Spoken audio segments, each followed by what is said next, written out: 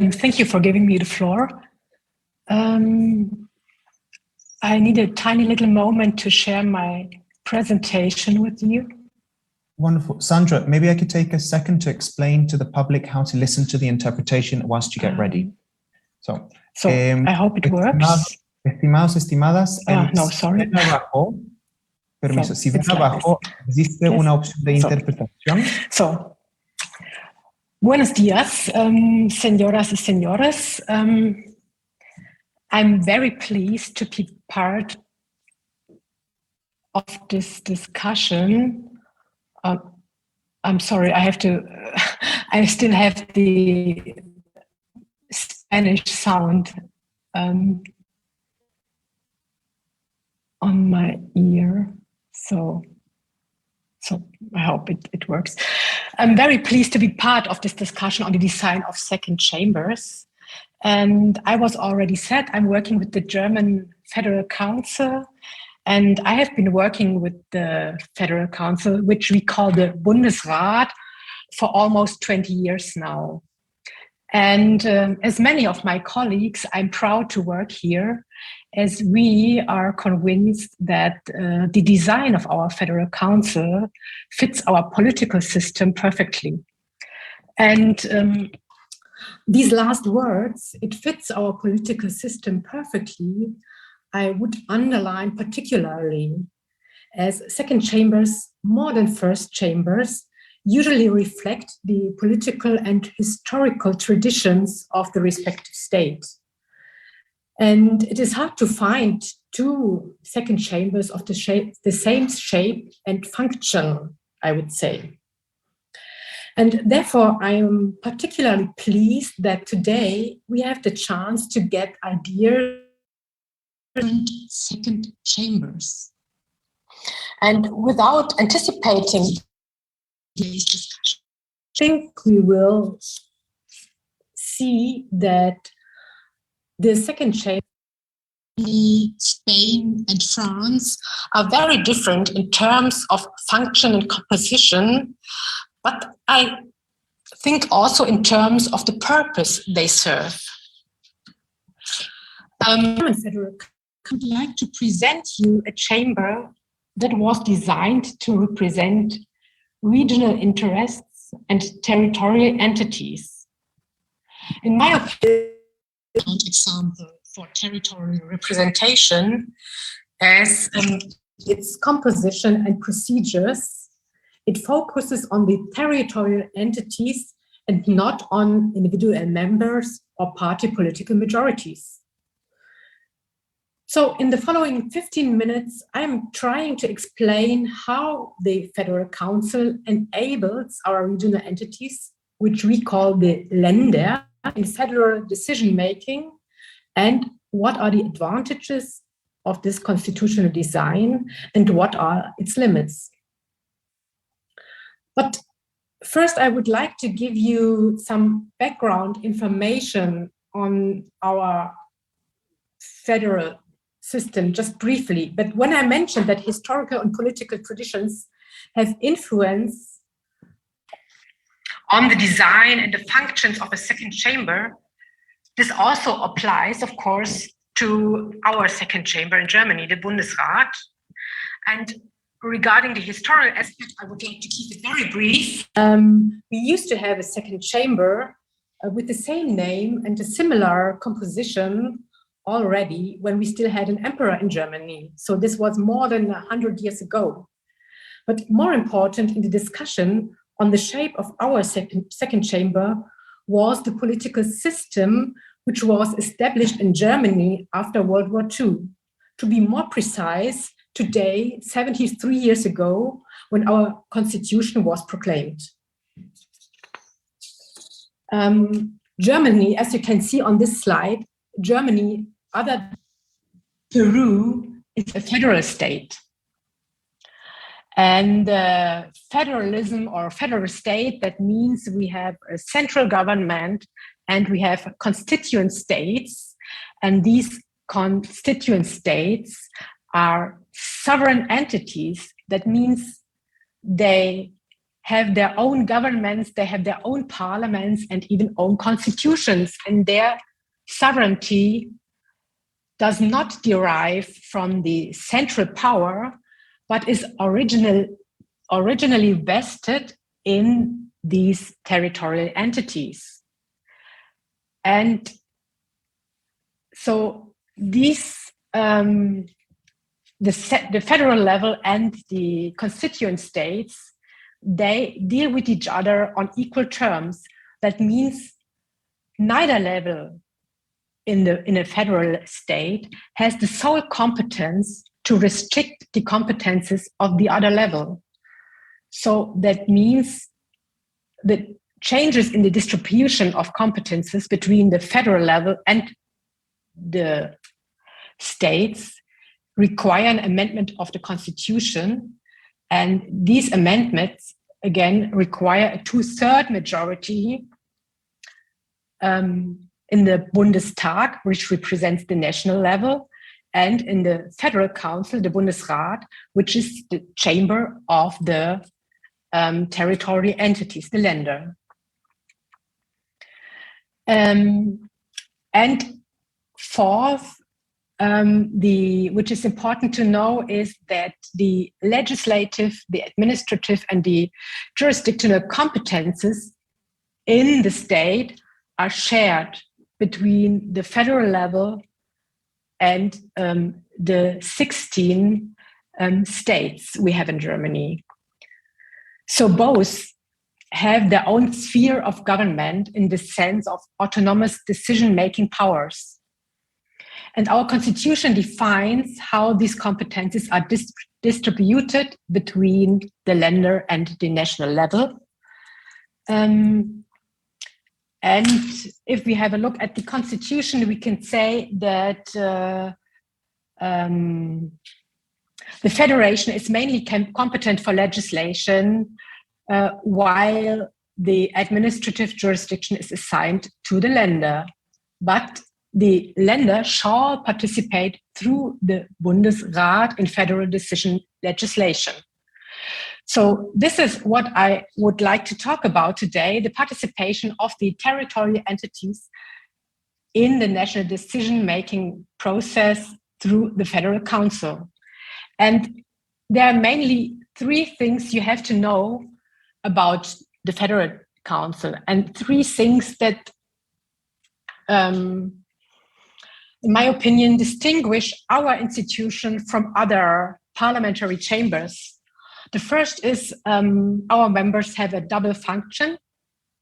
Second is we have time limits set for the deliberation of legislation. And we do not have party political coalitions in the Bundesrat, in the Federal Council.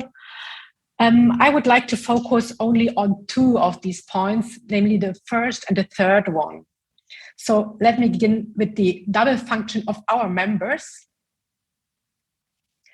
In the Federal Council, each of the 16 states may obtain 3 to 6 seats, depending on their number of inhabitants. This system of distribution of votes or of seats or of members is not strictly proportional, but it is a compromise between two principles. First principle is the federal principle, which underlines the equality of the 16 states. And the other principle is, of course, the democratic principle, which underlines the equality or the proportional representation of the citizens. And this distribution of votes in the Federal Council is a mixture of these two principles. So we have 4 big states with 6 votes, and the other votes are less according to the number of inhabitants of these states. So who are the members? So we said each state may send an equivalent number of members to the Bundesrat. Who are these members? This is also something peculiar I would say in our institution,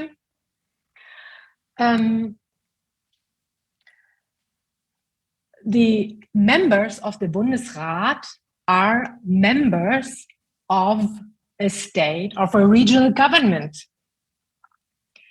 So requirement for membership in the Bundesrat is holding an office as a prime minister or minister in a land, in a regional government. So we do not have direct elections to the Bundesrat, but the members are appointed by the respective land government. And so on this slide, you can see that first there is elections to the regional parliament, and the regional parliament elects the head of the regional government, and from within the regional government, the government decides who is sent to the Bundesrat to be member of the Bundesrat. The idea behind this is that the regional government, who is supported by the majority of the regional parliament, is in charge of governing this territorial entity, this region, this land, for one electoral term. And of course, during this electoral term is responsible for the well-being of that land, and therefore also is determined to represent that land's, that region's interests on the national level. And this is what the members of the Bundesrat are doing in the Bundesrat. They represent Länder interests on the national level. So the third point I mentioned, which is important to know about the Bundesrat, is that we do not have party political coalitions like you know from most of parliaments, that you have political groups in the parliament. We do not have this. Of course, the Federal Council is a political institution, and its members are high-ranking politicians in the respective Länder, in the states. But however, some precautions have been taken to limit the influence of pure party politics in favor of Länder or regional interests. So, for instance, the election of the president is elected each year, but the Länder agreed upon a rotation cycle already in the 1950s. So the idea is that each land should have the possibility to hold the presidency, no matter how political majorities are, and no matter whether the land, the region is small or big, whether it is poor or rich. So this stresses the equality of our 16 Länder. And we also have 16 Länder, and we have 16 committees. So each land may hold the chair of one of the committees.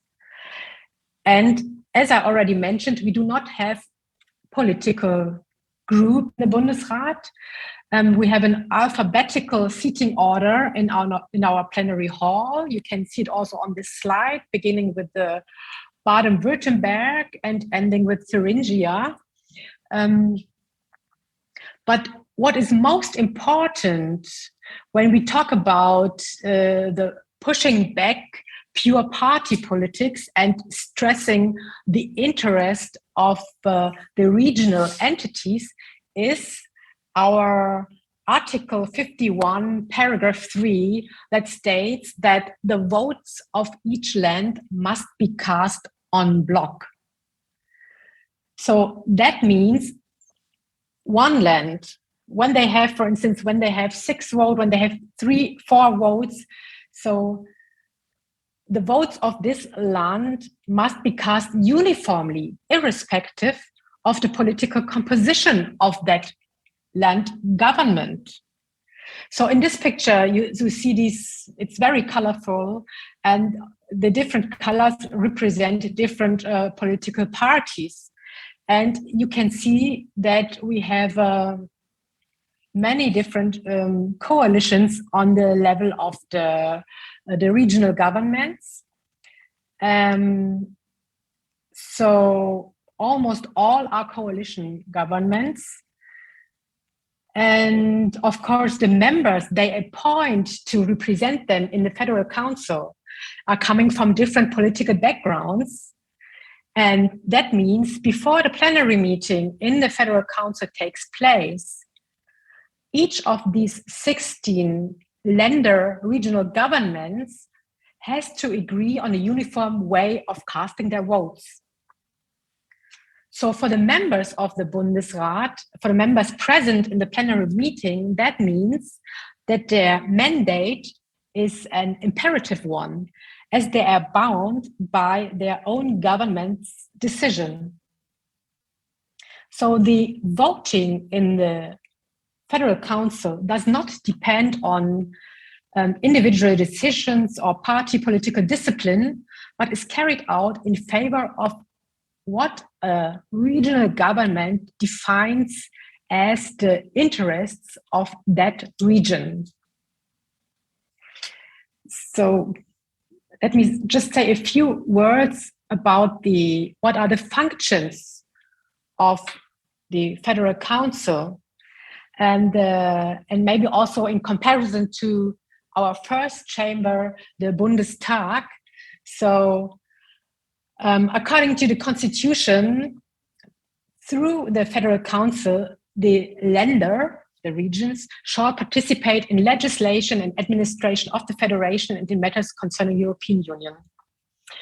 So that means first that the Bundesrat has the right to initiate legislation. There he's on equal terms with the first chamber. Second, he may comment on draft legislation coming from the federal government. So we have a first say on each piece of draft legislation from the federal government, even before the deliberation in the Bundestag, in the first chamber, starts. So unfortunately, in this first lecture, we cannot amend the draft legislation, but we only can comment on it. So we can give our opinion. But we cannot give our opinion before the deliberations in the first chamber start. And in the second lecture, in the second lecture, we can take a decision after the second lecture is usually after a piece of legislation was adopted by the first chamber. So there are cases where we can veto the legislation, and in other cases we can just delay it when referring the bill to a mediation committee. But in some cases, the Bundesrat has an absolute veto right.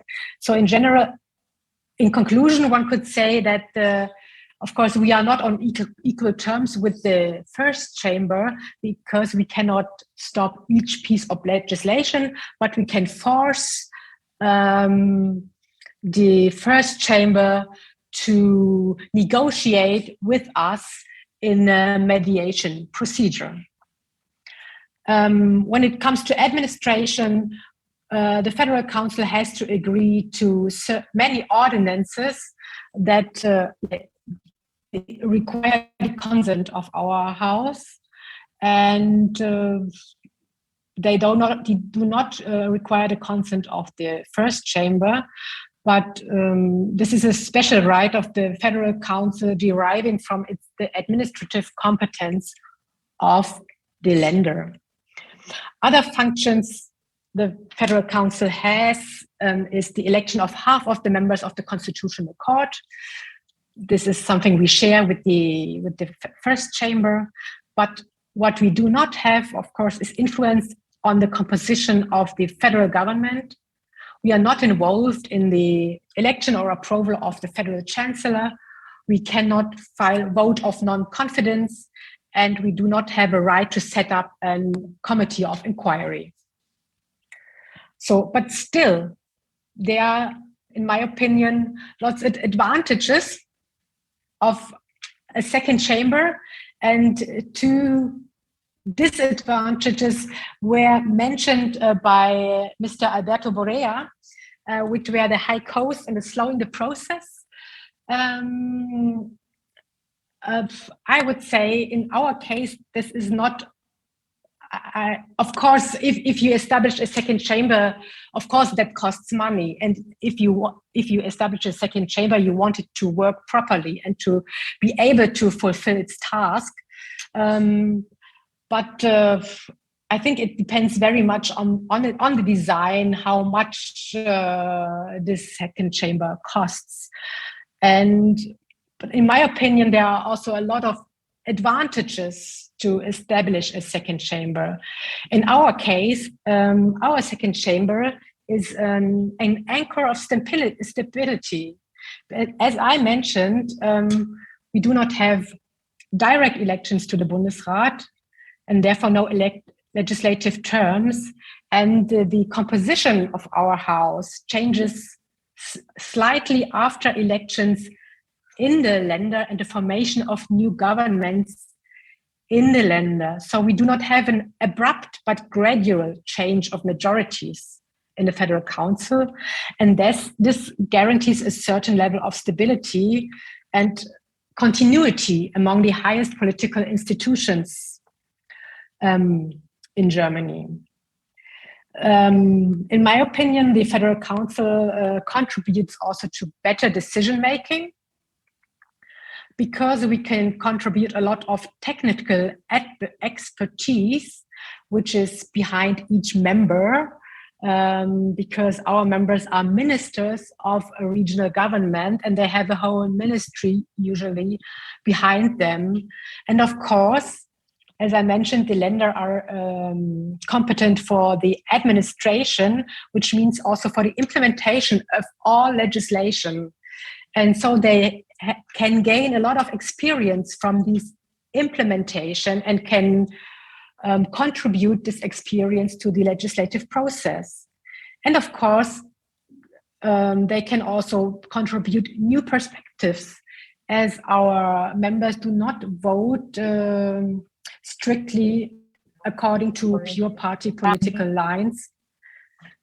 Yeah, I know I've finished. I just need a minute, but I know that I have taken already a lot of your time.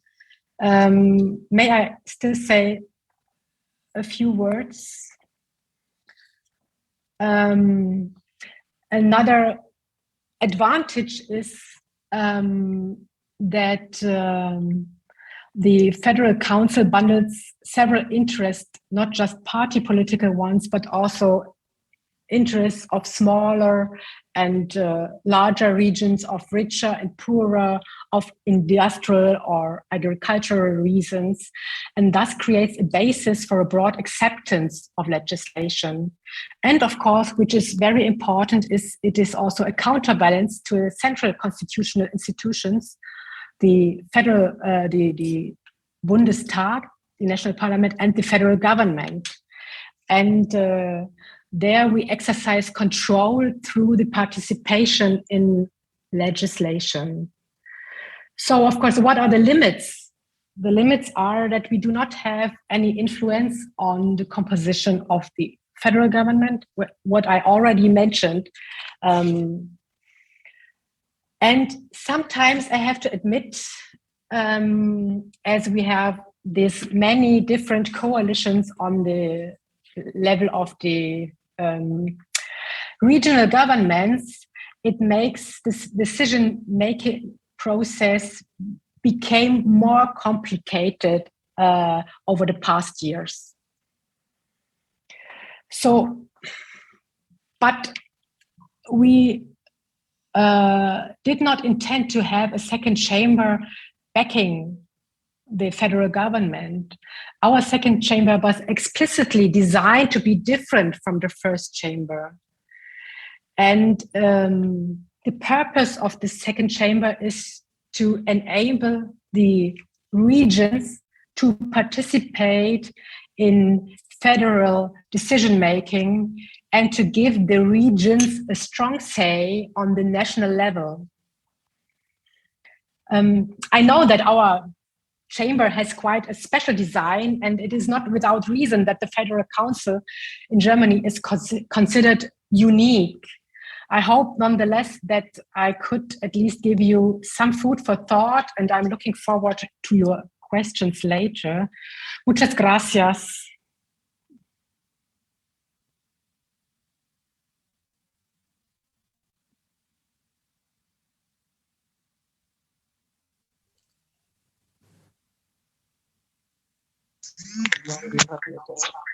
Muy bien. Estimada doctora Sandra Michel, muchísimas gracias por el panorama que nos ha brindado. Vamos a dar pase a la señora María López Moreno de Cala. ¿Qué tal? Buenos días, ¿se me escucha bien? ¿Sí? ¿Se escucha? Sí. Un poco bajito por acá. Se escucha bien. Yo escucho bien. Vale.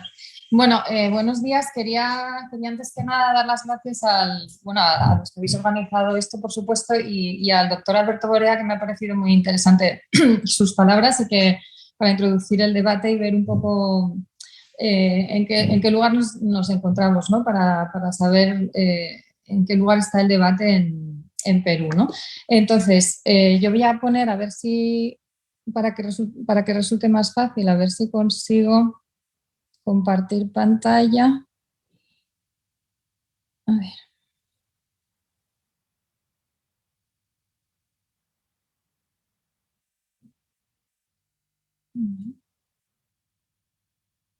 Sí.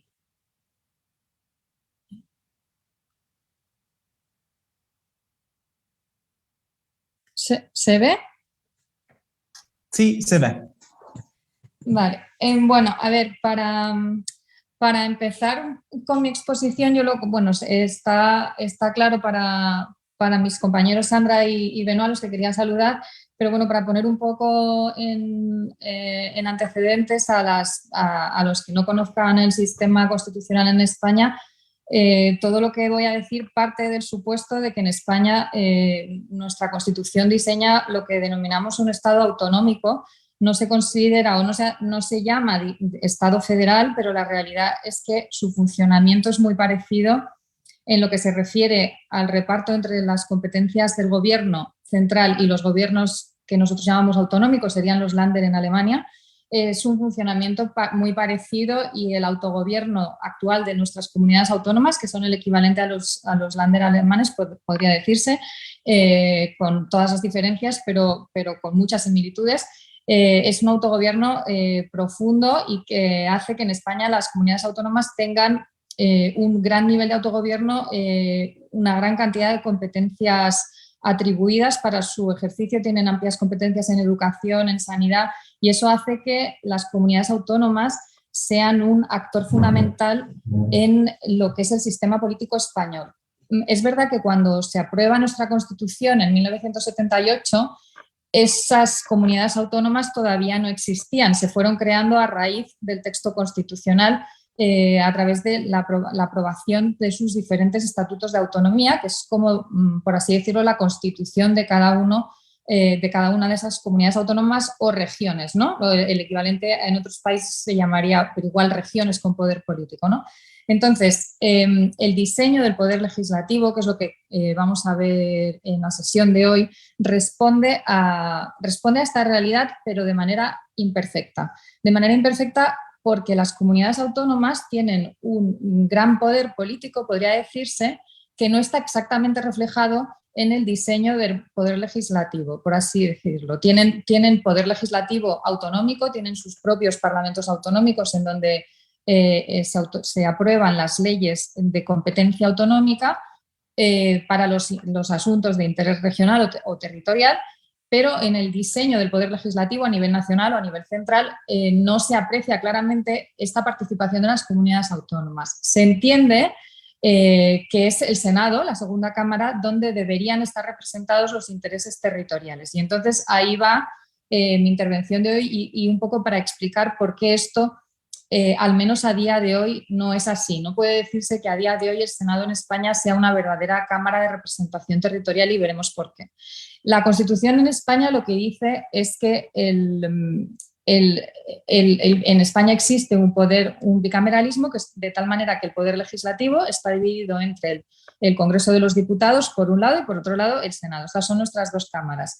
El Congreso de los Diputados se elige en listas cerradas mediante una elección directa, de tal manera que cada 4 años los ciudadanos eligen a 350 diputados, cada uno en su provincia, porque la circunscripción es provincial, sobre la base de una lista cerrada, elige la lista correspondiente al partido político al que quiere votar y esas son sin opción de elegir a los distintos miembros. Y esa sería la elección al Congreso de los Diputados, que da como resultado una Cámara con una composición fija de 350 diputados. En el caso del Senado, la elección es algo más compleja, precisamente porque se trata de dar tímidamente una entrada a lo que es supuestamente una Cámara de representación territorial.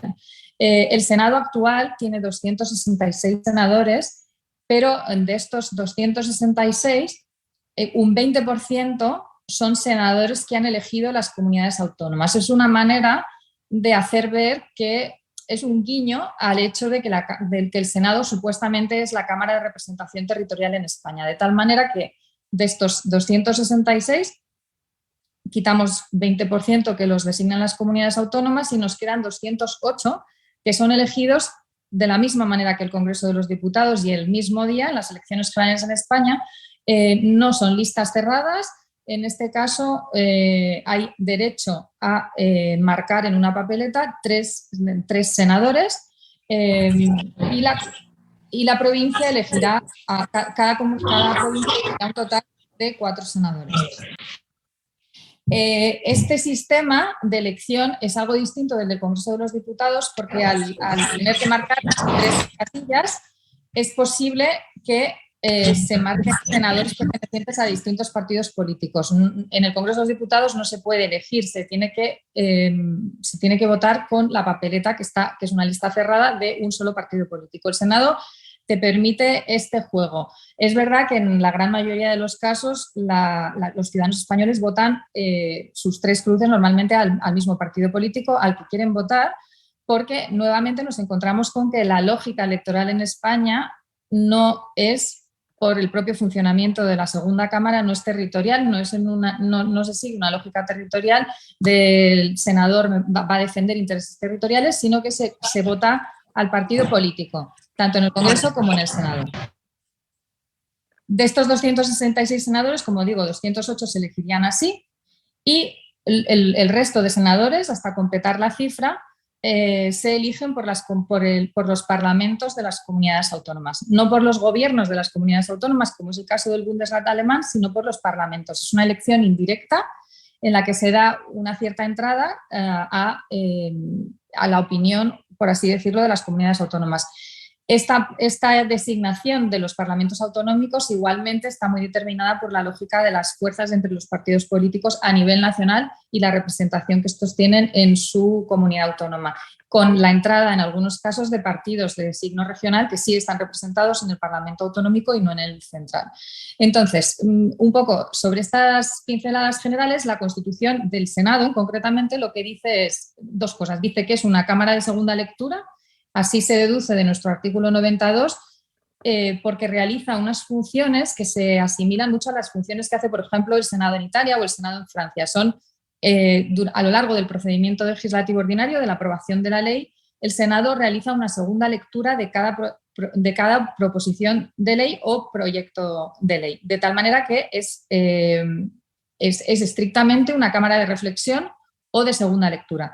Lo que pasa que el artículo 69 de la Constitución también define al Senado como una Cámara de representación territorial. Esto nos asimilaría más al modelo de Alemania, nada más lejos de la realidad por cómo está estructurado el Senado, pero este es el eterno problema que hay en España con el Senado. En España tenemos el problema inverso a lo mejor que en otros, que lo que nos están planteando desde Perú en esta cooperación, y es que en España el Senado está enormemente cuestionado por algunas de las cosas que señalaba el doctor Alberto Borea, y es que la ciudadanía percibe que no es una auténtica Cámara de Representación Territorial, que eso podría darle un cierto sentido diferenciado respecto del Congreso de los Diputados, sino que la ciudadanía percibe que el Senado hace exactamente lo mismo que el Congreso.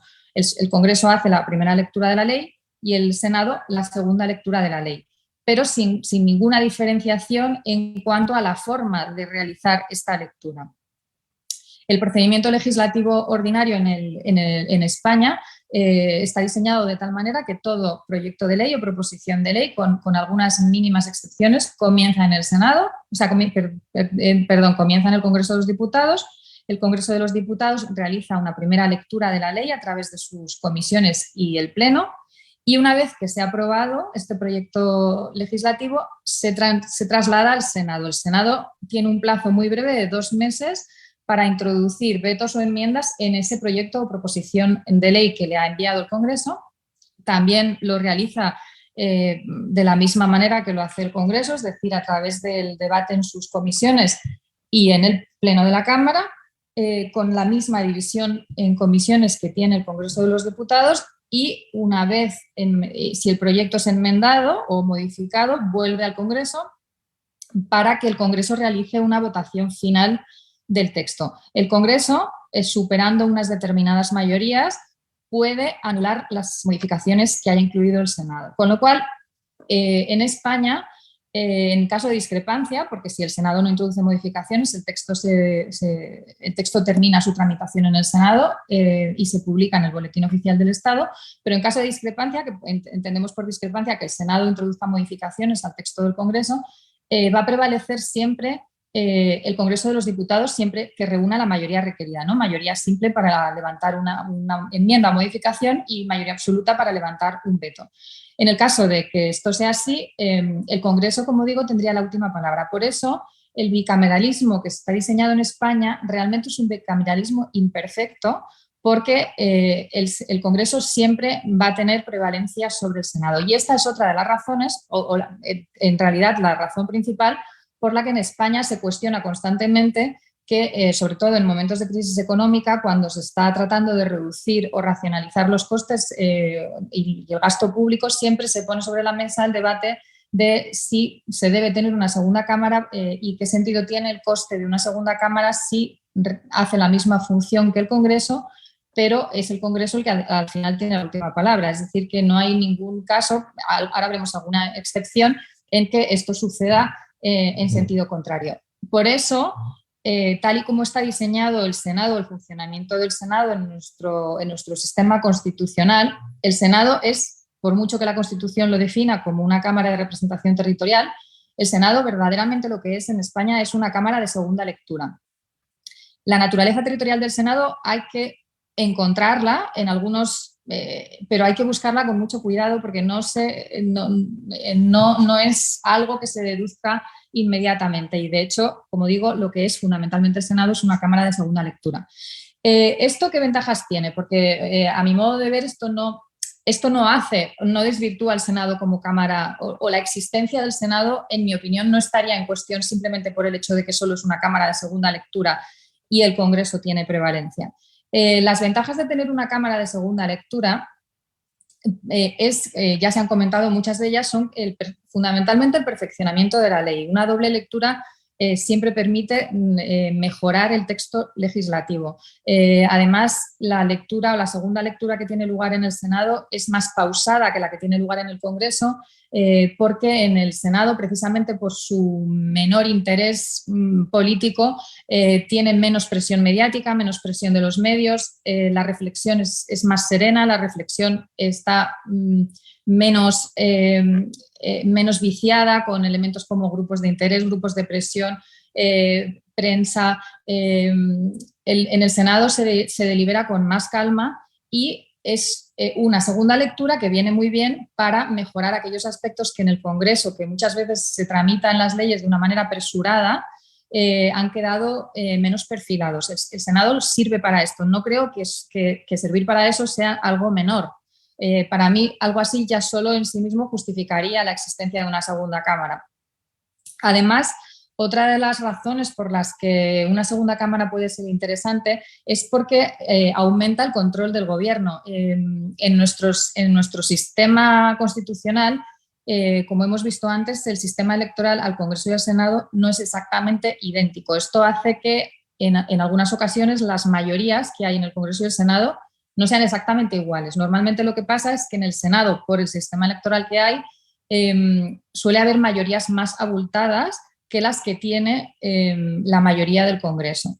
O en otras ocasiones, raras ocasiones, pero puede suceder, el signo político mayoritario puede ser diferente en el Congreso y en el Senado. Es decir, que en estos casos que pueden darse, el Senado sería como, por así decirlo, un contrapeso añadido al gobierno. Ambas cámaras, tanto el Congreso como el Senado, realizan la misma función de control al gobierno a través de las preguntas en el Pleno, las preguntas en comisión y las diferentes comparecencias, pero el hecho de tener un Senado fuerte hace que para el Congreso tenga que superar un doble trámite de control, el del Congreso y el del Senado. Es una dificultad añadida para el gobierno y hace que en nuestros días, en el sistema político actual, no solo de España, sino del mundo entero, en el que la separación de poderes entre el Ejecutivo y el Legislativo ha dejado de estar muy clara, porque el protagonismo brutal de los partidos políticos lo domina todo, de tal manera que muchas veces el Gobierno y el Congreso parecen ser lo mismo, porque en el Gobierno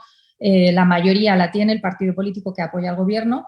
Con lo cual, el hecho de tener dos cámaras con una posible diferente relación de fuerzas hace que esta identidad que a veces se produce entre el Gobierno y el Congreso, con lo que eso significa para la separación de poderes o para la no separación de poderes, el Senado puede ser una tercera pata que hace que se mantenga un poco la sensación de la separación de poderes entre el Ejecutivo y el Legislativo. Entonces, un Senado fuerte dificulta la labor del Gobierno. Esta es una de las razones a las que luego llegaré, por la que en España, en los debates sobre la reforma, porque en España hay un debate que es o suprimimos el Senado o le damos más funciones para que tenga sentido su existencia. La realidad es que este reforzamiento del Senado nunca acaba teniendo lugar en nuestro país porque a ningún gobierno le va a interesar tener un Senado más fuerte. De tal manera que todos los partidos políticos, cuando se encuentran en la oposición, suelen defender el fortalecimiento del Senado y una vez que llegan al gobierno dejan de hablar de este tema y ya nunca se vuelve, o al menos ellos no plantean este debate. Pero sería una de las, o este miedo a un Senado fuerte ya de por sí nos da una pista de por qué una segunda cámara tiene un sentido o puede tener un sentido en mayor o menor grado, ¿no? Luego, también el hecho de que se debatan las leyes dos veces, en el Congreso primero y luego en el Senado, hace que el debate de la ley, sobre todo en el caso de las leyes más polémicas o más mediáticas, tiene una mayor publicidad, acerca la ley a la ciudadanía, permite que los ciudadanos conozcan mejor las leyes que se están debatiendo. Y luego también una ventaja secundaria que hemos observado en España es que se ha producido una especie de división del trabajo, no intencionada, pero ha resultado ser así, entre el Congreso y el Senado en, por ejemplo, las comisiones de estudio. Son aquellas comisiones que no se dedican a legislar, sino a realizar investigaciones o estudios, por ejemplo, sobre las posibilidades de mejora de la adopción en España, ¿no? Pues eso no se realiza en una comisión legislativa, sino en una comisión de estudio que luego va a proponer reformas. En este caso, en este tipo de comisiones funcionan mejor en el Senado, precisamente por lo que decía de que el Senado es una cámara más pausada y más tranquila. Entonces, bueno, es otra de las ventajas, no es la más importante ni la principal, pero es otra de las posibles ventajas de tener una segunda cámara de segunda lectura o de reflexión o bueno, pues llámese como quiera, pero más tranquila que el Congreso de los Diputados. Como inconvenientes de esta Cámara de Segunda Lectura van todos en la línea que apuntaba del hecho de que la ciudadanía no entiende por qué tenemos que tener una segunda Cámara que tiene unos costes si no hay ninguna diferencia. Entonces, ¿cuál es la diferencia para mí principal con un sistema como el alemán? Lo ha explicado Sandra muy bien. En el Bundesrat los territorios se sientan juntos. El debate se produce entre territorios y muchas veces los intereses de una persona que forma parte de un partido político no van a ser iguales en su territorio que en el debate nacional, porque la lógica territorial hay veces que te hace apoyar cosas que en lo nacional no apoyarías, ¿no? El problema de España es que en el Senado, por mucho que, como he adelantado, algunos senadores se eligen por las comunidades autónomas, estos propios senadores, en cuanto entran en el Senado, se integran en su grupo político y todo el debate del Senado gira en torno a las mismas claves que el Congreso, porque es un debate entre bloques ideológicos políticos. No hay ningún elemento diferenciador si un senador es de un territorio o de otro territorio. Él va a defender lo que defiende su partido a nivel nacional.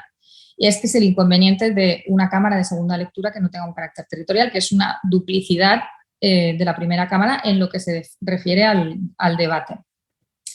Como Cámara de Representación Territorial, que es lo que debería ser, ya las pocas señas de identidad de Cámara Territorial que tiene nuestro Senado, aparte del sistema de elección que ya hemos comentado, es que en el Senado se permite el uso de las lenguas cooficiales que existen en España, aparte del castellano, y además que existe una comisión especial que se llama de representación de los intereses territoriales en las que puede participar tanto el Gobierno central como los gobiernos de las comunidades autónomas. En el Congreso esto es imposible, en el Congreso el debate es entre diputados, pero en el Senado sí se permite, solo en esta comisión, que miembros del Gobierno de las comunidades autónomas acudan al Senado y confronten en un debate con el presidente del Gobierno. Entonces sería presidente del Gobierno y presidentes de las distintas comunidades autónomas en un debate que es muy interesante a nivel de estructura territorial del Estado. Los inconvenientes los he dicho ahora mismo y es que los senadores se comportan como miembros de un partido, no como miembros de un territorio. Entonces se pierde esto que pretende la Constitución de tener dos cámaras, una de las cuales representa al ciudadano como miembro del Estado y otra de ellas representa al ciudadano como miembro de un territorio. Sería una doble representación del ciudadano, pero no sucede así por la propia configuración de nuestro sistema. Hay un caso especial, que es el único que puede decirse, en el que el Senado tiene una característica específica y diferenciada. Es un supuesto que se pensó que nunca se iba a utilizar, pero que se ha utilizado recientemente con lo que ha pasado en España en relación con la región de Cataluña, la Comunidad Autónoma de Cataluña. Y es que la Constitución permite que cuando una comunidad se extralimita o incumple gravemente sus obligaciones, como sucedió, no tengo tiempo de meterme en este supuesto, es el Senado el que tiene, y no el Congreso, es el Senado el que tiene la competencia de retirar a esta región su poder o su autogobierno, como así sucedió en España. Aquí sí se ve el carácter territorial del Senado, pero claro, solo ha pasado una vez en la historia y no es un caso que vaya a pasar muchas más veces. Las propuestas de reforma del Senado han ido en dos líneas, o bien a reforzar sus funciones de tal manera que siga siendo como hasta ahora, es decir, es una Cámara de segunda lectura, pero bueno, se le da un poco más de poder.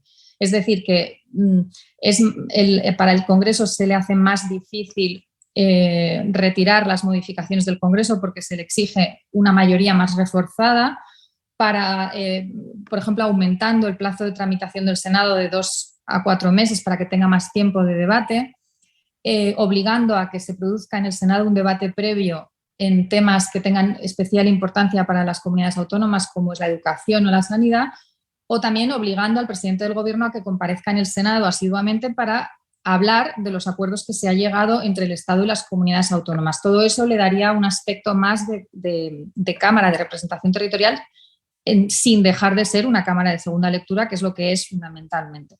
También se ha planteado que algunas leyes que tengan especial incidencia en temas territoriales empiecen en el Senado y no en el Congreso, es decir, que se hiciera al revés, que esta ley empiece en el Senado, luego vaya al Congreso y sea el Senado el que tenga la última palabra. Esto podría pasar en las leyes típicamente de, por ejemplo, financiación territorial o leyes que tengan una incidencia territorial muy clara, ¿no? Todas estas propuestas son propuestas que están sobre la mesa que no se han implantado porque, como decía al principio de la charla, suponen tener un Senado más fuerte y no hay gobierno que quiera, mientras está gobernando, tener un Senado más fuerte enfrente. Tendría que ser un gran acuerdo nacional entre todas las fuerzas políticas para que esto sucediera. Otras de las propuestas de reforma, estas mucho más ambiciosas y que estas no parece que tengan muchos adeptos, es las que proponen cambiar por completo la composición del Senado y acercarlo a un Bundesrat, por ejemplo. Es decir, que todos los senadores, en vez de elegirlos de la misma manera que se elige el Congreso, que todos fueran senadores elegidos por las comunidades autónomas. No por los gobiernos, como se hace en Alemania, sino por los parlamentos. De esta manera no se perdería lo que en España es muy importante, y es que el Senado tenga legitimidad democrática. Es decir, que los ciudadanos sientan que ellos han elegido el Senado. Porque si ya se pierde eso, se entiende en España que va a ser aún más cuestionada su existencia. En todo caso, no parece que esta opción esté sobre la mesa ni se quiera ni siquiera plantear algo así, porque nos alejaría mucho de un Senado elegido de manera directa por los ciudadanos, que es lo que aquí se entiende, y nos llevaría a un Senado de elección indirecta en el que todos los senadores serían elegidos por parlamentos regionales, no por los ciudadanos, en una elección directa, y eso de momento en España parece que no estaría sobre la mesa. Entonces, en conclusión, en España ahora mismo, de cara al mantenimiento del Senado, habría, en mi opinión, solo dos opciones. La primera es que se quede todo como está, es decir, aceptar su naturaleza real de Cámara de Segunda Lectura, con todas las ventajas que hemos señalado, es decir, el perfeccionamiento de la ley, que hay un mayor control al gobierno, que hay mayor publicidad del debate, que acerca la ley a los ciudadanos, pero sobre todo que se mejora la técnica legislativa, que esto es una función que no es menor, que es difícil explicar a la ciudadanía, es decir, esto supone cargar con una crítica constante al Senado, pero bueno, también se puede hacer pedagogía y tratar de explicar su función. Y la otra opción, que también está sobre la mesa, es lo que decía de mantener su carácter de Cámara de Segunda Lectura, pero reforzar sus funciones en un sentido territorial para acercarla más a lo que la Constitución dice, que es el Senado, que es una Cámara de representación territorial.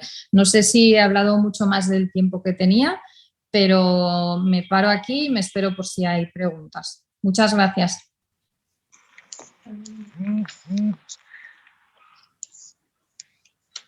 Vamos a esperar, sí. Estimada María, muchísimas gracias por lo amplio, lo detallado, lo preciso de tu ponencia, muy enriquecedor. Vamos a dar pase a la señora Benoît Haudrich de Francia. Señor, por favor. Hola a todos. Señor. No te preocupes. Es cada vez un honor intervenir con Interpress y por primera vez para mí con nuestros amigos del Perú, donde 3 senadores franceses acaban de ser recibidos la semana pasada. Y muchas gracias por eso. Espero que me entiendas todos. Y corté la cámara para mejorar el sonido. Y yo empiezo tratando del marco constitucional del Senado francés, lo que puede parecer un desafío, especialmente porque su papel constitucional ha cambiado mucho desde 58. Y hay que recordar que las instituciones políticas francesas se rigen actualmente por la Constitución de la Quinta República, que fue adoptada en 58 y que fue revisada desde entonces en 24 ocasiones. Es decir, que nuestra Constitución ha cambiado mucho desde el principio de la Quinta República, y que por eso se puede decir que tenemos diferentes regímenes desde el principio de la Quinta República. Y por eso hablar del papel del Senado mientras que el régimen ha cambiado es un desafío para mí. El texto establece un régimen que se puede calificar de híbrido, porque la Quinta República presenta algunos rasgos de un sistema parlamentario, como el control de la acción gubernamental por el Parlamento y la posibilidad por el presidente de la República de disolver la Asamblea Nacional.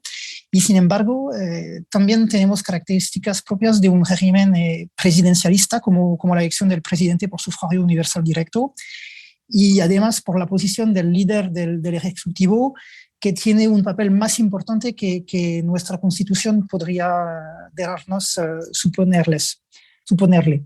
La Constitución de 58 establece un Parlamento bicameral. Desde luego, la Asamblea Nacional está compuesta por 577 diputados, que son elegidos por 5 años por sufragio universal directo, mientras que el Senado, por su parte, cuenta hoy 348 senadores elegidos para un periodo de 6 años por sufragio universal indirecto.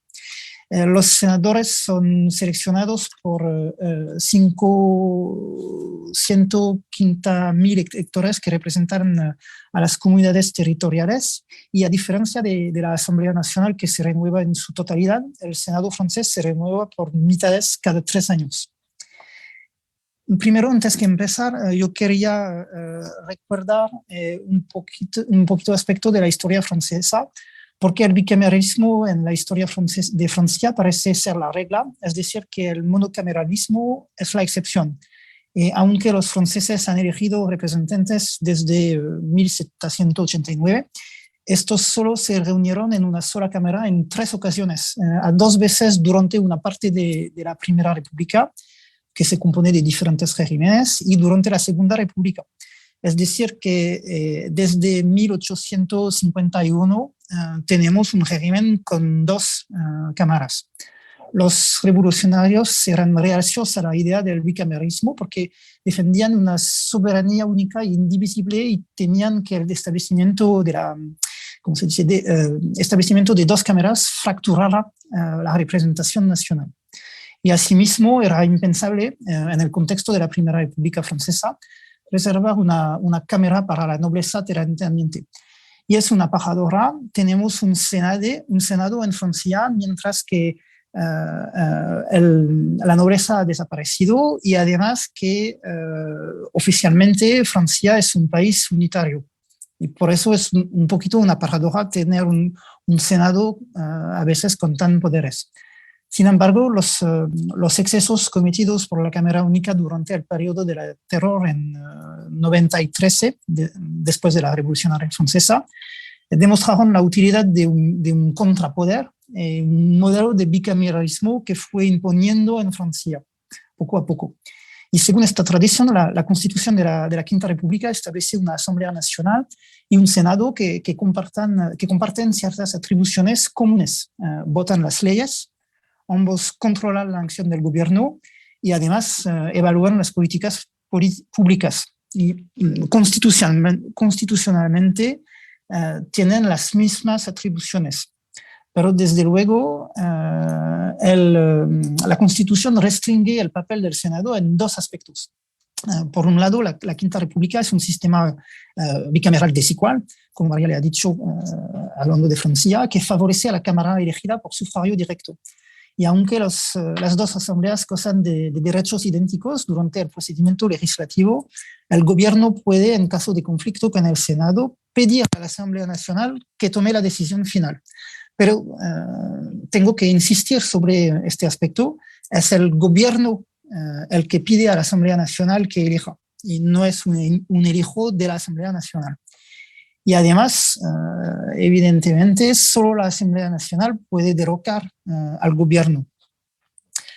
Por otro lado, la Constitución de la Quinta República se caracterizaba originalmente por la regulación restrictiva de las prerrogativas del Parlamento debido a la inestabilidad institucional del régimen anterior.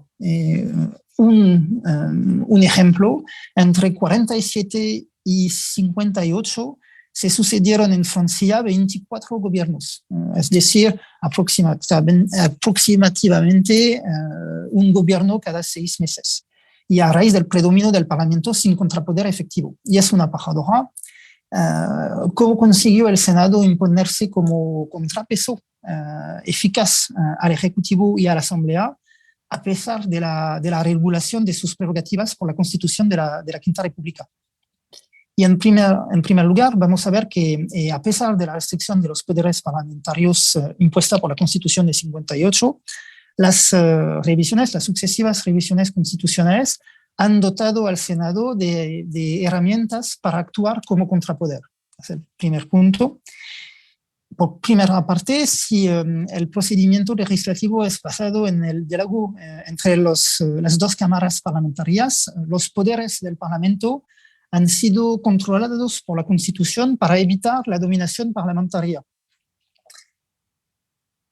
El procedimiento de elaboración y aprobación de las leyes, tal y como la promulga de la Constitución, se funda en, creo que se dice, un vaivén entre las dos cámaras, es decir, que el gobierno o bien un parlamentario prepara una ley y la presenta ante una de las dos cámaras, la cual examina el texto y puede modificarlo antes de aprobarlo. Y el texto se transmite después a la otra cámara, que puede a su vez enmendarlo. Y si después de dos lecturas por cada asamblea, y es una diferencia con España, porque no se trata aquí de una lectura por una asamblea y de una segunda lectura por la otra. Aquí una lectura es el régimen del texto por las dos cámaras. Después de dos lecturas, el texto, las cámaras no se ponen de acuerdo sobre el texto. El gobierno puede convocar lo que se llama una comisión mixta, compuesta de 7 diputados y 7 senadores, que deben elaborar un texto conjunto. Y cuando las dos cámaras adoptan el proyecto de ley o cuando la Asamblea ha votado un texto a petición del gobierno, el texto es promulgado por el presidente de la República. Y aunque el procedimiento legislativo está, por tanto, dominado por esta dinámica de va y ven entre las dos cámaras del Parlamento, la Constitución de la Quinta República ha restringido considerablemente los poderes del Parlamento durante el procedimiento legislativo, pero no solo de la Asamblea Nacional, pero de las dos cámaras. En primer lugar, se ha limitado el ámbito de la ley, la norma votada por el Parlamento. La ley solo abarca las materias enumeradas en el artículo 34 de nuestra Constitución, que al mismo tiempo amplía las competencias de la autoridad reguladora. Es decir, que es una medida, es un avance importante respecto a la Cuarta República, ya que antes la ley podía ocuparse de todos los asuntos. Además, el gobierno dispone de varios medios para que se respete la división entre la ley y el reglamento, como la inadmisibilidad de las enmiendas que invaden el ambiente reglamentario, es decir, que nuestro artículo 41 prohibido la posibilidad por un parlamento de tomar una iniciativa que no respecte al artículo 34 de la Constitución. Y además, el artículo 40 de la Constitución, lo más fuerte y lo más difícil que aceptar para los parlamentarios, el artículo 40 de la Constitución invalida cualquier propuesta de ley procedente del Parlamento que suponga una reducción de los recursos públicos o bien que suponga la creación de una carga pública, y reserva esta posibilidad para el gobierno. Es decir, que la iniciativa parlamentaria no puede costar nada. Y es una manera muy eficaz de limitar las iniciativas del Parlamento. El gobierno también tiene derechos especiales durante el proceso legislativo. Por ejemplo, puede acelerar el procedimiento de examen de un texto convocando una reunión de la Comisión Mixta Paritaria, como lo he dicho, siempre que las conferencias de presidentes de las dos asambleas no se opongan conjuntamente. Pero esta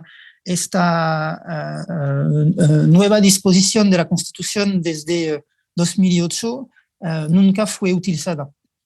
El gobierno también puede solicitar lo que se llama en francés el voto en bloque de todas o de parte de las disposiciones que se debatan en un texto en la Asamblea. Es decir, que hay una posibilidad para el gobierno de exigir el mismo voto sobre diferentes disposiciones del texto.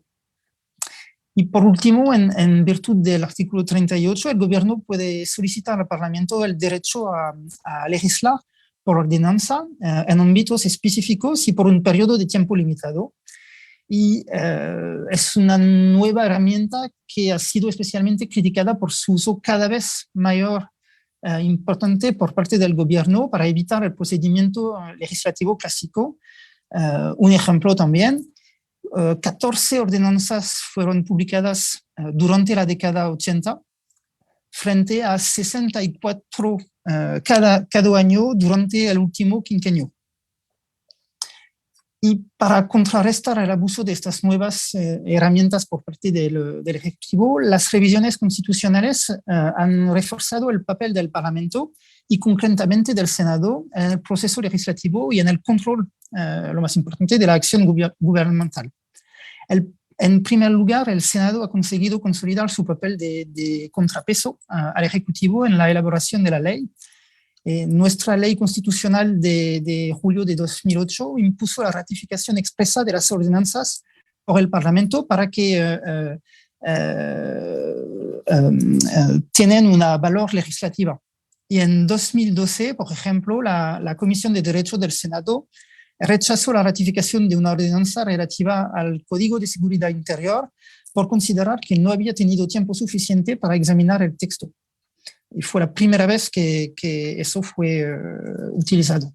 Y durante el último quinquenio, como consecuencia, solo el 20% de las ordenanzas presentadas fueron ratificadas por el Parlamento. Es decir, que más de 800% no fueron ratificadas. Y además, desde 2008, el debate de los textos legislativos en la sesión se apoya en el texto elaborado por la Comisión y ya no en el texto propuesto por el Gobierno o transmitido por la Asamblea, salvo para el debate de las leyes de finanzas, las leyes de financiación de la seguridad social y los proyectos de leyes constitucionales. Y con cada revisión constitucional, el Senado también ha reforzado su control, es lo más importante para mí, su control sobre la acción del gobierno. Si el gobierno imponía la orden del día de las asambleas desde 58, lo siento, desde 2008, el Parlamento decide su agenda 2 de cada 4 semanas. Esta decisiva reforma se tradujo por un control cada vez más importante de la acción del gobierno y en el florecimiento de las proposiciones de ley del Senado. Y además, desde el mismo año 2008, las intervenciones militares exteriores deben ser objeto de una información del Parlamento y cuando su duración sea superior a 4 meses, de una autorización de prórroga del Parlamento. Y el 22 de septiembre de 2008, el Senado votó así a favor de la prolongación de la intervención de las Fuerzas Armadas francesas en Afganistán. Además, vamos a ver que si bien las especificidades constitucionales del Senado se han reducido con el tiempo, el Senado se impuso como contrapeso por propio derecho. En primer lugar, la Constitución otorga ciertas prerrogativas específicas a la Cámara Alta, algunas de las cuales han sido compartidas a lo largo del tiempo con la Cámara Baja. Por primera parte, el Senado garantiza la continuidad del Estado, ya que no puede ser disuelto, a diferencia de la Asamblea Nacional. Además, en caso de vacante en la presidencia de la República o de impedimento establecido por el Consejo Constitucional, las funciones del presidente de la República son ejercidas provisionalmente por el presidente del Senado. Y el antiguo presidente del Senado, Poher, ejerció así 2 veces la presidencia interina de la República, en 69 tras la dimisión de De Gaulle y en 74 tras la muerte de Pompidou. Y por segunda parte, el Senado asegura la representación de los entes locales. De esta función histórica se deriva la elección de los senadores por un colegio de electores que representa a las autoridades locales. Pero aquí también podemos comparar el Senado francés con el Senado español porque tienen un origen territorial, pero desde luego el funcionamiento es muy político. Pero el 95% de estos electores proceden de los consejos municipales de los municipios franceses, un sistema que da lugar a una fuerte representación de los pequeños municipios rurales. Y cabe señalar que el Senado asegura, en nuestra Constitución, asegura la representación de las autoridades locales, pero no las representa directamente. Es difícil que explicar, pero asegurar la representación y no representa directamente, es decir, que los senadores franceses no tienen la obligación de ser elegidos localmente para que sean elegidos en el Senado. Y si desde la revisión constitucional de 2008 la Asamblea Nacional asegura también la representación de los territorios franceses, se pueden observar algunos vestigios de esta especificidad del Senado. Así, desde la revisión constitucional de 2003, es decir, la revisión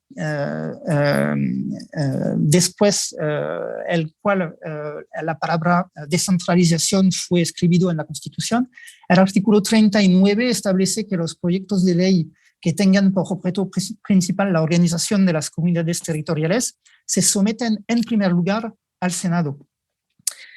Desde 1946, el Senado también garantiza la representación de más de 2 millones de franceses establecidos fuera de Francia, que eligen hoy a 12 senadores. Y 12 es simbólico porque hay 12 senadores que representan a los franceses que viven en un otro país, mientras que solamente hay 11 diputados que representen a los franceses que viven en otros países. Y esta población también está representada en la Cámara Baja desde la revisión constitucional de 2008, pero cuando el papel de la Asamblea Nacional sobre este punto ha evolucionado, el hecho de elegir 11 diputados fue muy disputado. Y a pesar de este borrado de las singularidades constitucionales del Senado, la Cámara Alta ha sabido utilizar las herramientas que da la Constitución y desarrollar otras nuevas para garantizar la calidad de la ley y controlar la acción gubernamental. En primer lugar, el Senado se ha impuesto como uno de los contrapoderes constructivos en la elaboración de la ley a través de una cultura de diálogo y de compromiso. Y a pesar de las frecuentes discordias entre la mayoría política del Senado y de la Asamblea o de la Presidencia desde 1959, el 70% de los textos legislativos se han adoptado tras el vaivén entre la Asamblea y el Senado y el 20% tras una comisión mixta. Es decir, que solo el 10% de los textos fueron adoptados en última instancia por la Asamblea Nacional. El antiguo presidente del Senado, Poher, resumió así el deber del Senado en el procedimiento legislativo. El rechazo rotundo es una admisión de fracaso. Solo la propuesta, aunque no se apruebe finalmente, demuestra la calidad del trabajo parlamentario. En el marco de su actividad legislativa, el Senado también ha desarrollado una tradición de protección de las libertades fundamentales. Al remitir el proyecto de ley al Consejo Constitucional, el presidente del Senado en 71, contra un texto que habría condicionado la creación de una asociación a una autorización administrativa. Desde la ley constitucional de 74, 60 senadores también pueden remitir un asunto al Consejo Constitucional para comprobar la constitucionalidad de una ley antes de su promulgación. Y en 81 utilizaron esta herramienta para proteger la libertad de prensa, invalidando partes de las disposiciones de la ley que refuerza la seguridad y protege la libertad personal. Más recientemente, el Senado se ha pronunciado sobre temas sensibles como los servicios de inteligencia o la pérdida de la nacionalidad para proteger las libertades. Además, el Senado ha reforzado a lo largo del tiempo instrumentos que le permiten ejercer su poder de control sobre la acción gubernamental de forma cada vez más eficaz y exhaustiva. En el marco del artículo 51 de la Constitución, ante un problema importante del orden público, el Senado puede abrir una comisión de investigación. Esta comisión puede citar a cualquier persona que considere relevante para una audiencia pública. Y la negativa a comparecer puede ser castigada con 2 años de prisión, de cárcel y una multa de 7.500 euros y el falso testimonio con 5 años de prisión. Estas comisiones suelen ser seguidas de cerca por el público y han revelado varios escándalos mayores. Solo en el último año, la Comisión de Investigación sobre las condiciones de vida en las residencias de ancianos o la Comisión sobre el abuso de las consultoras por parte del Estado han tenido una fuerte repercusión judicial y política.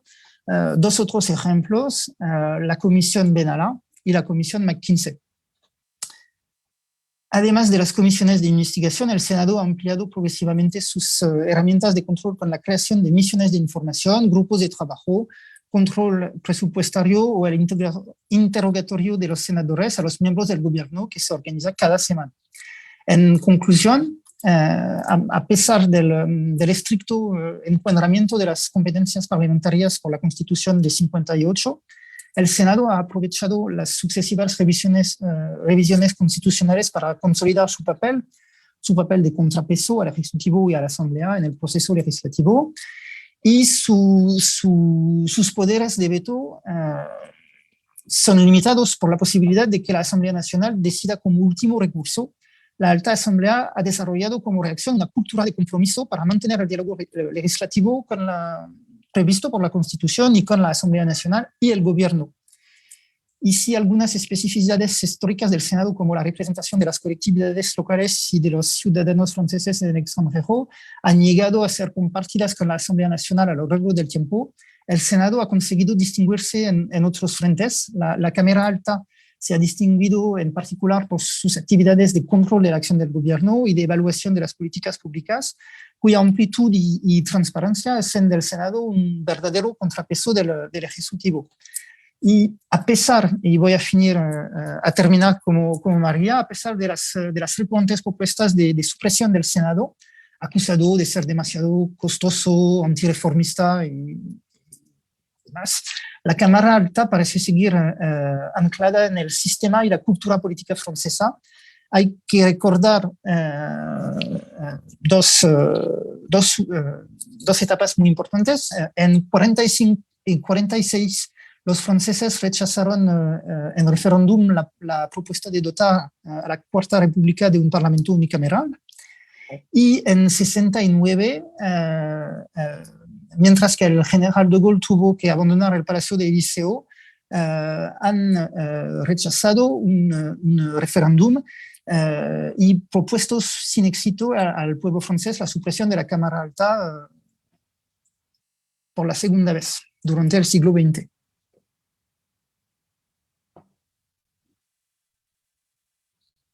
Entonces no sabe.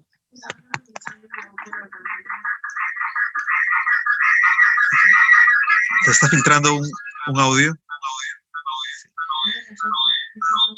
Muy bien, muchísimas gracias. Vamos a trasladar algunas preguntas que nos están haciendo llegar los asistentes. Para el doctor Borea, se indicó que uno de los problemas de que haya dos cámaras es la duplicidad de roles. ¿Qué sugerencia haría para que ello no suceda?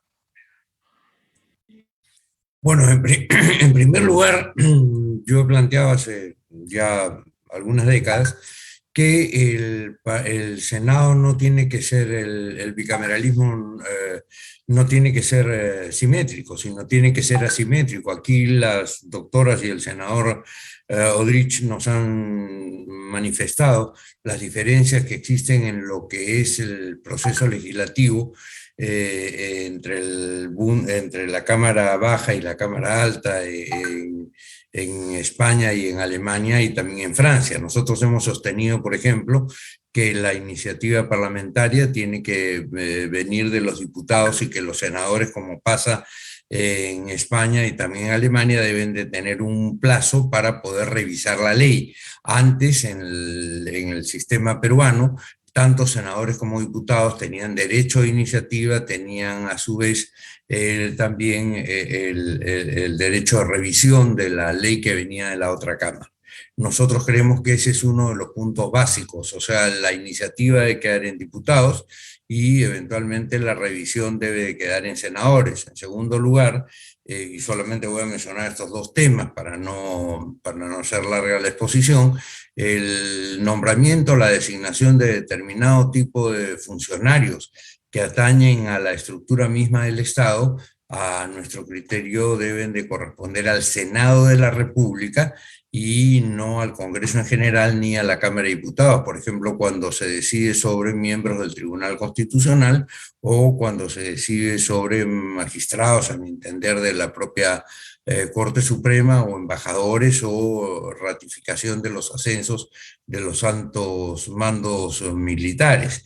Creo que debería ser el Senado de la República y finalmente creo que la interpelación, es decir, la relación política entre el Poder Ejecutivo y el Poder Legislativo debería estar en manos del Poder de la Cámara de Diputados y no en la Cámara de Revisión, que es la Cámara de Senadores. Solamente una cosa que hay que resaltar. El Senado efectivamente es una cámara de equilibrio, entre otras cosas, por la manera como se integra, es decir, los miembros normalmente del Senado, normalmente, y sobre eso hay estudios muy profundos, especialmente en Estados Unidos, digamos, muchos diputados quieren, muchos representantes quieren ser senadores, pero nadie que haya sido senador quiere volver a ser diputado. No sé si ese sistema o esa tendencia se dará también en el caso de Alemania, se dará en el caso de España y se dará en el caso de Francia, pero en el Perú con toda seguridad se repitió. La élite política de un país, aquella que permite lo que ha dicho el senador Benoit, ese diálogo más maduro que hay en un sistema político, se da normalmente en el Senado de la República. Yo he sido diputado y senador y por lo mismo esa experiencia la tengo. El Senado es muy claro en buscar consensos y además en la medida en que normalmente están en una mayor jerarquía al interior de sus partidos, es más probable que la línea que ellos bajen desde el punto de vista político sea de aplicación también por parte de los diputados y en consecuencia se consigue una relación política mucho más armónica. Esto, algunos de los puntos, naturalmente no hay tiempo para más porque queremos escuchar a nuestros invitados. Muchísimas gracias, doctor Borea. Para la señora Sandra Mitchell, ha indicado que la existencia de dos cámaras genera cierta lentitud del proceso parlamentario y por consiguiente es más costoso. ¿Qué se podría hacer al respecto? Yeah. Thank you for the question. Actually, I meant to just to refer to what Mr. Alberto Borea said about problems related to second chambers, that they could slow down the process and that they could be more costly. But, well, of course, if you have another player involved in the legislative process, of course, it takes more time. But in our case, I mentioned that we have time limits set for the deliberation of our legislation, and that means, and these time frames are very tight. So we have only 6 weeks for the deliberation of the draft legislation coming from the federal government, and we have 3 weeks for the deliberation of legislation already adopted by the first chamber. So this is not much time, and this does not need much delay. And even if it is very urgent, if we have to react on an urgent matter, then we could even be quicker. I remember cases when we finished the whole legislative procedure in the first chamber and in the Federal Council within 2 days. So having a second chamber does not necessarily mean that the process is slowing down or slowed down. Of course, if we have different opinions in both houses, and as I understood that there is also in the French Senate, there is this possibility to involve a mediation committee or mixed committee, as it is called there. And of course, it would take more time to find a compromise in this committee. But in general, at least in Germany, I could say that this is not a problem of our federal council, that it slows down the process. And with regard to costs, as I said, of course, if you want a second chamber, of course that involves costs, but I think this cannot be the only argument against this. This cannot be the argument against the second chamber, because there are a lot of advantages related to a bicameral system, in my opinion. So of course it costs money, but it depends on how you create your second chamber. For instance, we have 69 members in our in our federal council, and the whole institution, and also taking into account the administration, I think we cost about 30 cents per inhabitant per year. So this is maybe something which is not too expensive, and yes. So maybe this answers the question. Thank you. Muchísimas gracias, Sandra. Una pregunta para todos los ponentes está referida a si en sus respectivos países existe paridad y alternancia en ambas cámaras al momento de la elección de sus representantes.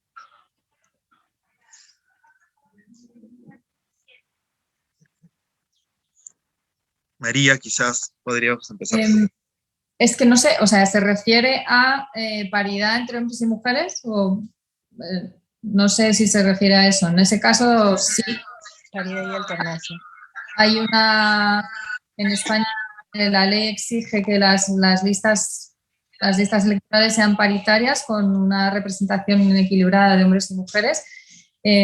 Luego ya sobre la base de esa exigencia, cada partido político lo adapta según su manera de ver. Entonces, en el Grupo Socialista, por ejemplo, tiene lo que llaman las listas cremallera, que es obligatorio que sea hombre-mujer en la lista, mientras que en otros partidos políticos no son tan exigentes y si una lista, por ejemplo, en la provincia de Madrid se presenta una lista de 20 por una candidatura, la ley te exige que 40, 60 sean hombres-mujeres, pero si pones todas las mujeres en la parte baja de la lista, al final, como solo van a salir 12 representantes de ese partido político, a lo mejor puedes encontrarte que salen 12 hombres o 11 hombres y una mujer.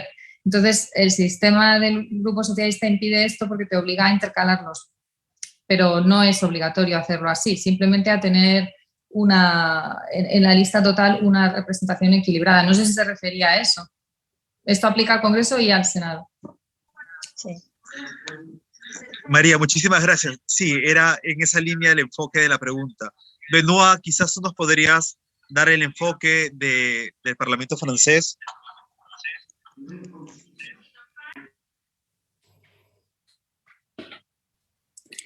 A propósito del costo del Senado francés, primero yo quiero hablar con eso porque, como le ha dicho Sandra, es el mismo por el Senado francés que cuesta a cada ciudadano 5 euros por cada año. Y es más que el Bundesrat, pero no es tan importante por cada francés.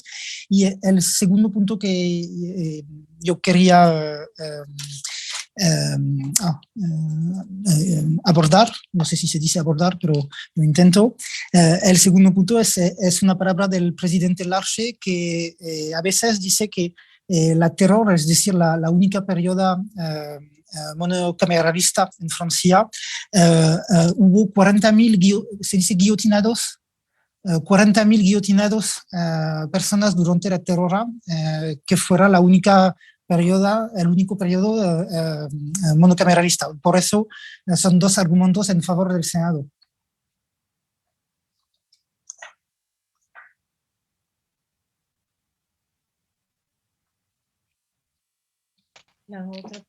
Pero yo no entiendo bien, no estoy seguro de la pregunta. Pero...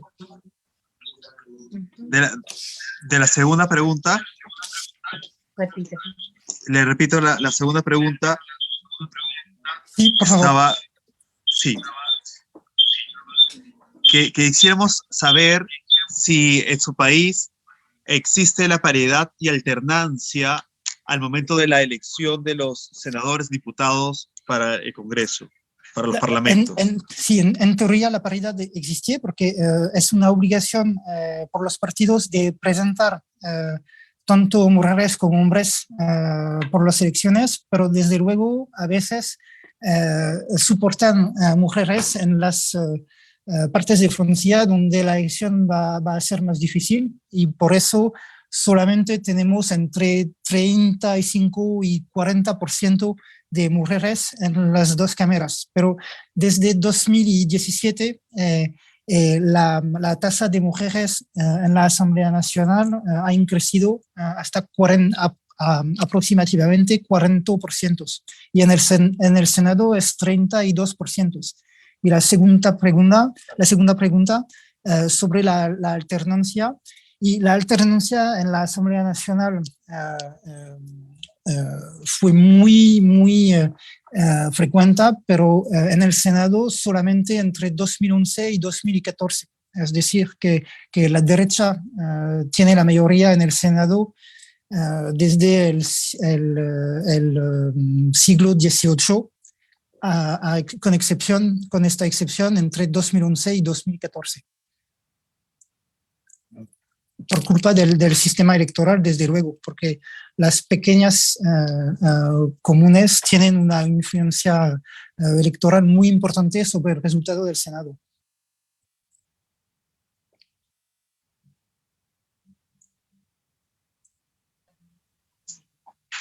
Muchas gracias, Benoit. Señora Sandra Michel, ¿cómo se vive el tema de la paridad y alternancia en la elección de los parlamentarios en el Congreso, en el Parlamento alemán? So in Germany, we have no obligation or no legal provision providing for parity between men and women in parliament.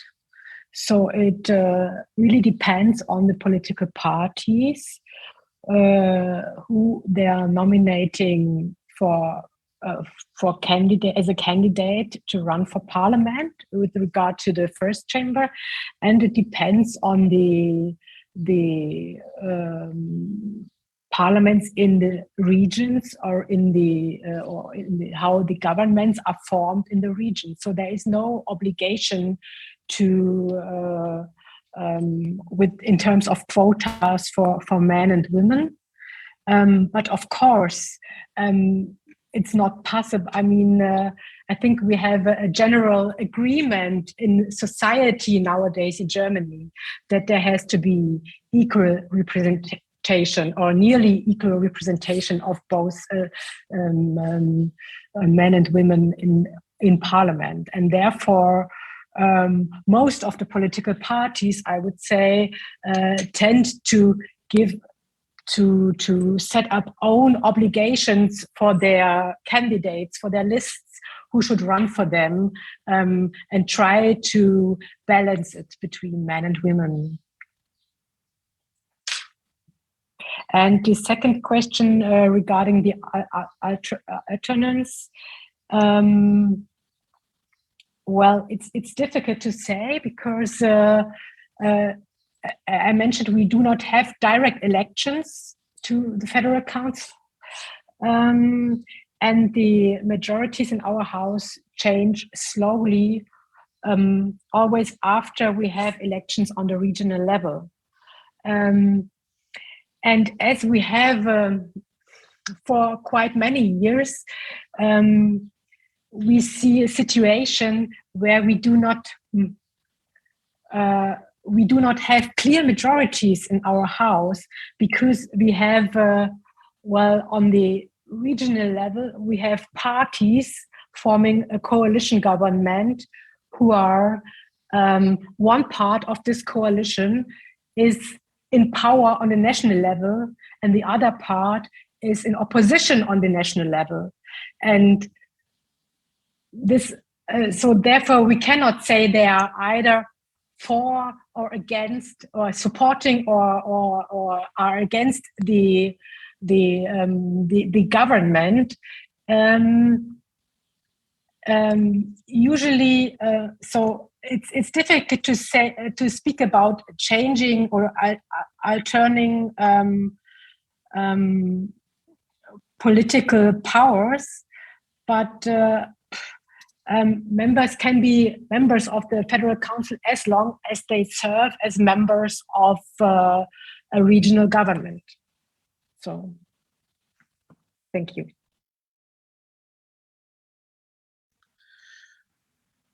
Muchísimas gracias. Y para cerrar, una pregunta para nuestros invitados. ¿Qué recomendaciones tienen para el Perú?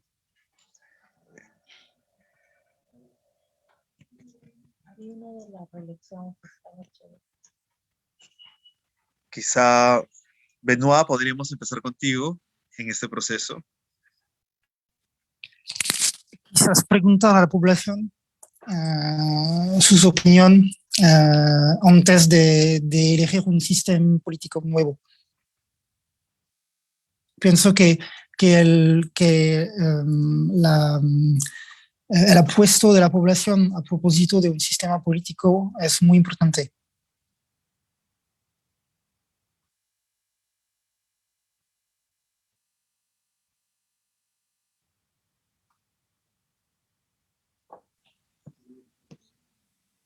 Muchas gracias.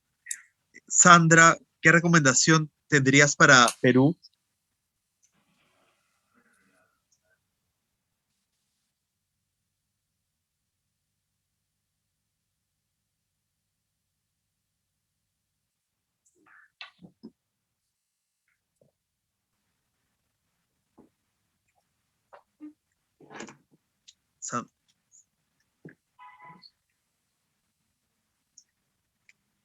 Repito, estimada Sandra, ¿qué recomendación tendrías para el Perú en este proceso que venimos conversando sobre la bicameralidad?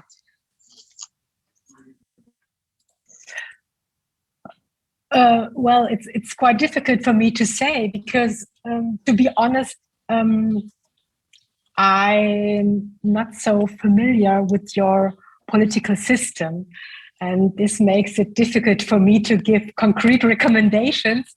But I think if you think about establishing a second chamber, you should, of course, be very clear about what should be the purpose of this chamber. So, and what could be the added value of such a chamber.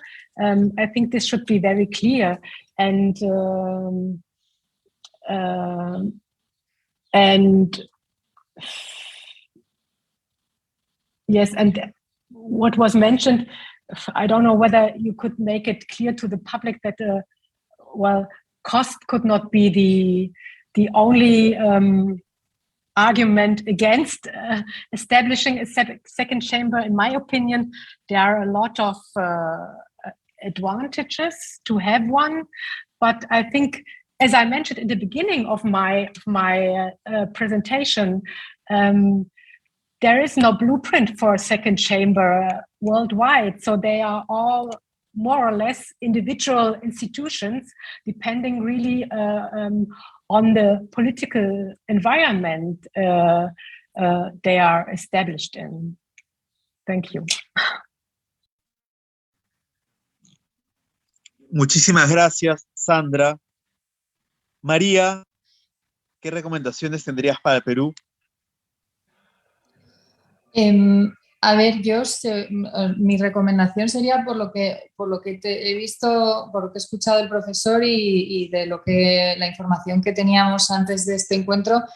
El problema con el que se encuentra Perú es la posibilidad de que la ciudadanía no esté exactamente en la idea de crear una segunda cámara, ¿no? Entonces mi recomendación desde un país que tiene un Senado cuestionadísimo de toda la vida, yo diría que hay que tener claro para qué se quiere tener una segunda cámara desde un punto de vista constitucional, que se piensa que esto puede aportar, y si se tiene claro que eso puede ser algo beneficioso por las muchas razones que se han dicho desde distintos países, yo creo que hay que independizarse un poco de los estados de opinión, porque si está que te produzca el gobierno que está en ese momento en el poder. Entonces, yo creo que si la idea es volver a un sistema bicameral, las desventajas que siempre se señalan son fácilmente rebatibles, ¿no? Como hemos estado viendo, el coste no es un coste como tal. En España yo no creo que llegue al euro por habitante. La cuestión es que cuando desde un punto de vista demagógico, todo lo que es gasto público puede considerarse un coste innecesario, ¿no? Entonces, si te metes en ese debate o si caes en ese debate, al contraargumentar eso, la democracia cuesta dinero. Entonces, cualquier cosa cuesta dinero. Tienes que tener claro por eso las ventajas que tú crees que vas a obtener de un sistema así. El tema de que se alarga el proceso también es fácilmente rebatible porque en España ya 2 meses para el Senado es poquísimo. De hecho, se está hablando de alargarlo porque no da tiempo, pero incluso en casos de urgencia está previsto un procedimiento de urgencia que retrasa el trámite del Senado a 20 días. O sea que también se puede configurar un Senado con una serie de salvaguardas que te permitan salvar incluso también ese obstáculo. Y el tema de la asimetría, que es lo que más se critica en España y que ha dicho muy bien el profesor Borao, que el Senado puede ser considerado la cámara de equilibrio o la cámara en el que haya una mayor sensatez por el perfil político. Es verdad que eso se gana con el tiempo. Un Senado joven es posible que tenga un doble perfil de personas que han tenido una vida política más larga, pero también de personas que están empezando en política, precisamente porque es una Cámara más sencilla, porque tiene menos presión mediática que el Congreso. Pero con el tiempo la Cámara se va decantando y se va convirtiendo en lo que decía el profesor, ¿no? En una Cámara que el hecho de que sea más tranquila le da una lógica también muy útil para un sistema acelerado como es el sistema en el que vivimos, ¿no? Es un contrapeso que a mí me parece interesante. Entonces, yo mi recomendación sería que si la idea está clara, que el obstáculo no sea la opinión pública. Eso es lo que yo diría. Muchísimas gracias, María. Quiero agradecer a todos. Dominic, te paso la palabra para el cierre. Muchísimas gracias a todas y a todos. Me llamo Dominic Sova y soy el oficial de programa social de Interpares, y conjuntamente con la Oficina de Cooperación Internacional del Congreso de la República del Perú hemos organizado ese evento del día de hoy, y queremos evidentemente agradecerle a todos y a todas que estén aquí y han escuchado a esa actividad conjuntamente. Quiero agradecerle a nuestros ponentes, al doctor Alberto Borrea, a Sandra Michel, a Benoit Odreschi, a María López, por supuesto, por venir aquí de manera telemática, por supuesto, de compartir su experiencia, de contarnos un poco sobre las experiencias del Bundesrat, del Senado en Francia y el Senado en España, y de compartir un poco los beneficios y desventajas, las fortalezas y las debilidades de cada una de las instituciones con las cuales trabajan.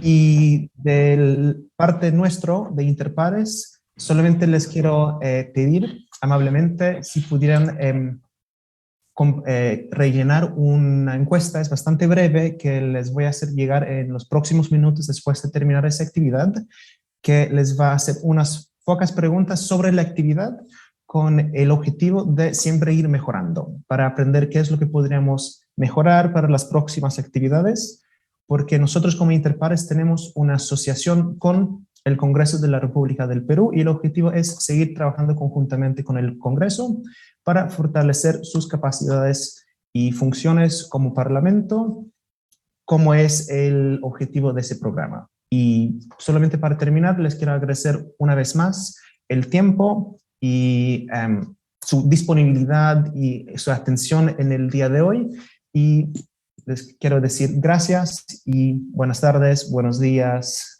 buenas noches para la gente que se está conectando desde el otro lado del mundo. Devuelvo la palabra. Muchísimas gracias, Dominic. Gracias. Agradecemos y despedimos el evento. Doctora María Teresa. Bueno, un agradecimiento muy especial a todos los expositores por sus brillantes aportes e intercambio de experiencias. Muchísimas gracias a quienes nos acompañan y hasta el próximo evento. Y gracias sobre todo a Interpares y a IDEA Internacional.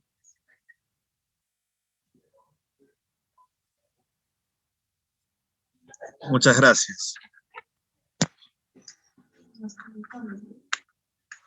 ¿Nos desconectamos? Sí. Ya.